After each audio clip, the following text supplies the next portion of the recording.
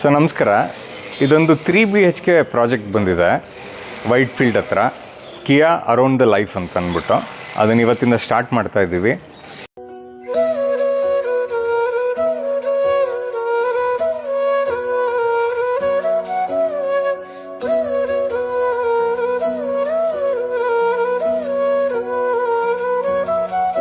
ಒಂದು interior project ಹೊಸದಾಗಿ start ಮಾಡ್ತಾ ಇದ್ದೀವಿ.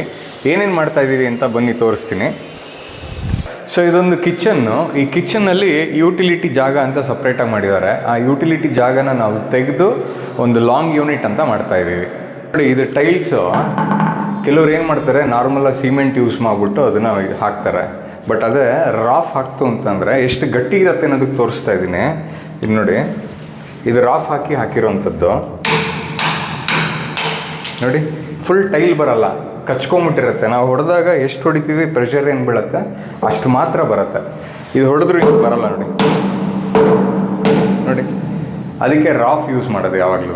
A6 ಲಾಸ್ಟ್ ವಿಡಿಯೋದಲ್ಲಿ ನಾವು ತೋರಿಸ್ದಂಗೆ ಇಲ್ಲೊಂದು ಪಾರ್ಟಿಷನ್ ವಾಲ್ ಇತ್ತು, ಇದೆಲ್ಲ ಡೆಮಾಲಿಷ್ ಮಾಡಿದ್ದೀವಿ.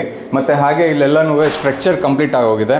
ಯಾವುದೂ ಫಿಕ್ಸಿಂಗ್ ಆಗಿಲ್ಲ. ಅಟ್ ಪ್ರೆಸೆಂಟು ಫಿಕ್ಸಿಂಗ್ ಆಗುತ್ತೆ. Day 6 almost 60% of the work complete ಆಗಿದೆ.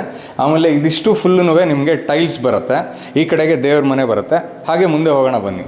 ಸೊ ಇದೊಂದು ಮಾಸ್ಟರ್ ಬೆಡ್ರೂಮು. ಈ ಮಾಸ್ಟರ್ ಬೆಡ್ರೂಮಲ್ಲಿ ಇಲ್ಲೊಂದು ವಾರ್ಡ್ರೋಬ್ ಬರುತ್ತೆ ಅಂತ. ಇವಾಗ ನಮಗೆ ಇದು ಸ್ಟ್ರಕ್ಚರ್ ಕಂಪ್ಲೀಟ್ ಆಗಿದೆ.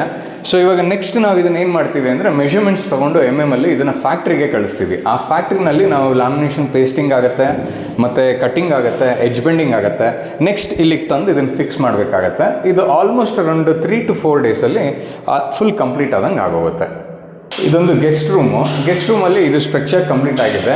ಇಲ್ಲೇನೇನು ಬರುತ್ತೆ ಅಂದರೆ, ತುಂಬ ವೆರಿ ಸಿಂಪಲ್ಲಾಗಿ ಇಟ್ಕೊಂಡಿದ್ದೀವಿ. ಏನಂತಂದರೆ, ಇಲ್ಲೊಂದು ಡ್ರಾ ಬರುತ್ತೆ, ಈ ಕಡೆ ಒಂದು ಡ್ರಾ, ಇಲ್ಲಿ ಹ್ಯಾಂಗರ್ ಹೋಲ್ಡರ್ಸ್ ಬರುತ್ತೆ, ಕೆಳಗಡೆ 2 ಶೆಲ್ಫ್ ಕೊಟ್ಟಿರ್ತೀವಿ ಏನಾದ್ರು ಇಟ್ಕೊಳ್ಳೋದಕ್ಕೆ ಅಂತ, ಮೇಲ್ಗಡೆ ಒಂದು ಚಿಕ್ಕದಾಗಿ ಒಂದು ಲಾಫ್ಟ್ ಕೊಟ್ಟಿರ್ತೀವಿ.